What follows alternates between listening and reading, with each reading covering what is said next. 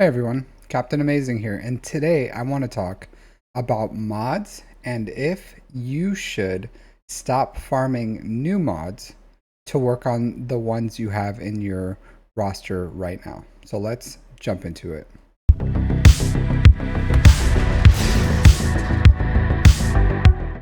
So I had this conversation with someone in my Discord about when you should stop farming new mods and if you shouldn't be farming new mods to work on old ones. And they specifically said that they had mods that hit my threshold to be sliced and they were working through those before they farmed new mods.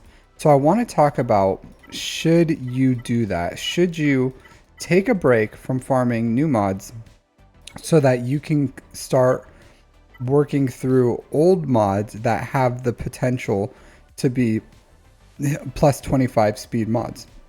So what would that look like, right? So let's say I have my roster here and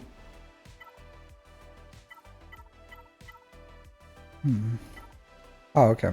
So let's say I have my roster here, right? So I was like, why are they so bad? All right, so like this mod, it has the potential for me to slice.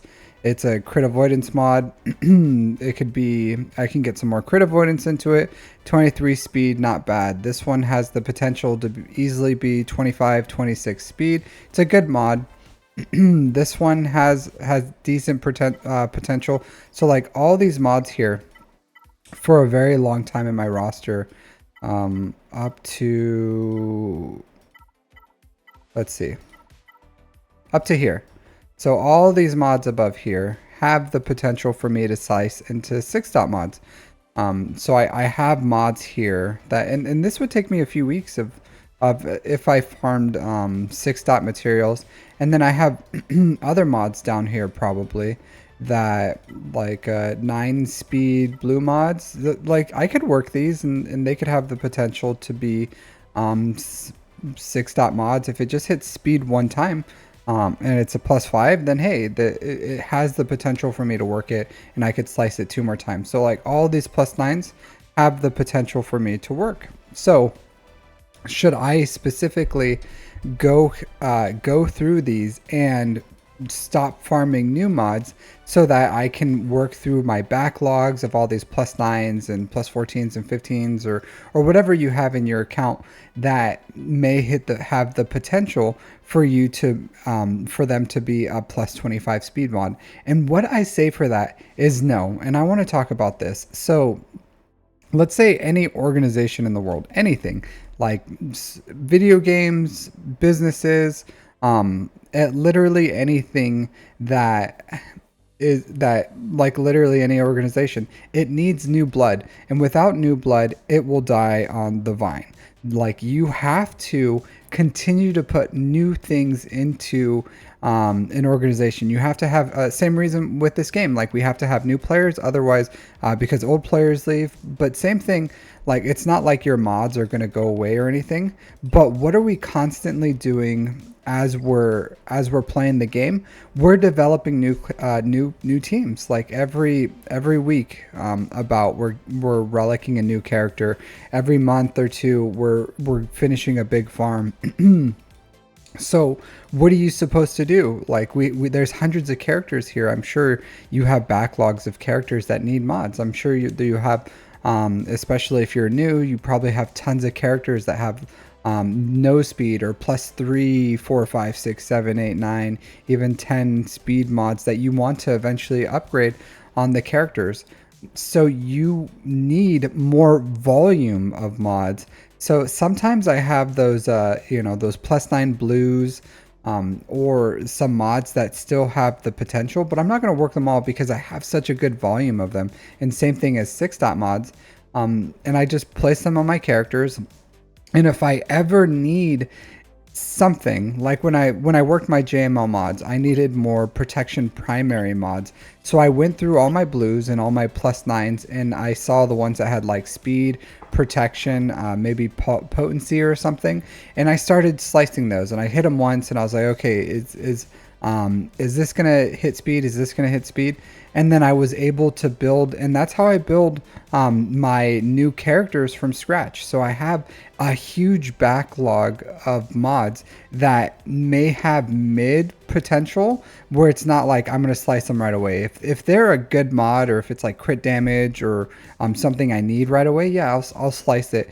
But as I'm going through, if it has like +9 speed on a blue mod, then I'll just leave it there for a while, and then I'll work on something else. And usually what I do is I try to find those mods that have really high potential every week, and I work those to try to hit those +25 speeds. But I have such a volume that if I worked every single mod that had slicing potential to the highest ability, I wouldn't have the slicing material. So it's a balance. You have to use critical thinking of what should I work and what should I shouldn't work, because people will also look at my guides and be like, well, what about other percentages? It's like, yeah, absolutely, that is a factor in when I choose which mods I should work or not. So like this one, it has crap protection, defense, some speed, and protection, defense protection. This is not a high priority mod for me. So if I was looking to build like a JML mod or something, this would be really low on my list to work. And if I absolutely had to, I would slice it. But you can pick and choose the ones that you want to work that have high potential secondary stats, and work those. So you want to, and something like this, if it would have hit speed with percent health, flat offense, percent potency or something, maybe this would be really good. So you have to kind of focus your efforts on mods that have high, not only high potential, or the potential to be 6-dot mods. You have to work on the mods that have have the ability to have good secondary stats. Sometimes you have a lot of them, sometimes you don't. Sometimes you just have mods that have really high speed potential and you work those. That's fine. But what I'm saying is you need more mods into your account, because not only are we working and trying to raise the ceiling of our mods, we're trying to raise the floor too. And what that means is you may have mods here on characters, and let's go to speeds. So you may have characters that have really high speed, like Commander Sokotano, Mara Jade, Piet, Captain Rex, Bush Leia, Darth Revan. There's characters that just Resistance Hero Finn. There's characters that you just want super fast because you're Bosk bounty hunters with grief. Sometimes you just need that speed advantage. But other times there's characters that are good characters that you want them to have a decent amount of speed on, but they don't have to be the fastest in the game. They just need functional speed. They just need to be okay. So like Bastila Shan, the Mandalorian, Boba Fett, Chewbacca, Jedi Knight Anakin, General Hux, like Fennec Shan. You don't want these characters to be ridiculously slow. So you want some at least mid-tier mods on them.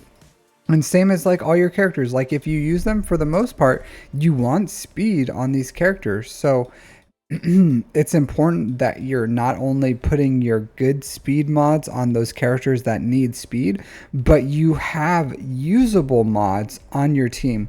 Because if you have one character that has like 300 speed and everyone else only has like what's the minute +50 speed on them or something, and they're really slow, then that team's going to be hurting. So you have to have the ability to mod, and I aim for at least like +10 speed on all my mods, for especially on the teams that matter. For characters that I really want to have functional, I aim for them to have at least +10 speed on every single mod. And what that'll equal to is only what, like +80 speed if they're all 5-dot mods, if you have all +10 secondaries and then a 30 speed mod. So at least +80 minimum on usable characters. So let's see, Jin. So Jin has 105, and I would say her mods are low tier for me. They're not like super great mods. See, like 10, 14, 12, 8, 13. So plus 105, nothing crazy. So you want your characters to have this. And my Jin works out perfectly fine. She does her job. She does a great job. And the team has never failed me for my Radis, and she's at 288. Would I love her above 300? Yeah, absolutely. And why I'm saying this is, if you only work the backlog of like to the very end, okay, these all hit my speed, the speed threshold of what I tell you to. Okay, I'm gonna grind all those until to the dirt until I don't have any more, and then I'm gonna farm new mods. That's not a good way of doing business. You want to continue building new mods, and I do go over the balance. So I have a guide where I talk about how you should split your energy, but you should never stop farming mods. Like, continue to build new mods, continue to get more into your account, and then sometimes you just get really good RNG. Sometimes you'll just you'll slice things and then they'll just have great speeds. You won't have to calibrate them. Sometimes you get gold mods and then they just have 5 hits on speed. So you just need to continue to play the statistics, and the more volume of mods you're bringing into your accounts, the more or the higher the likelihood that when you're working your high potential mods that you'll hit something that is worth it.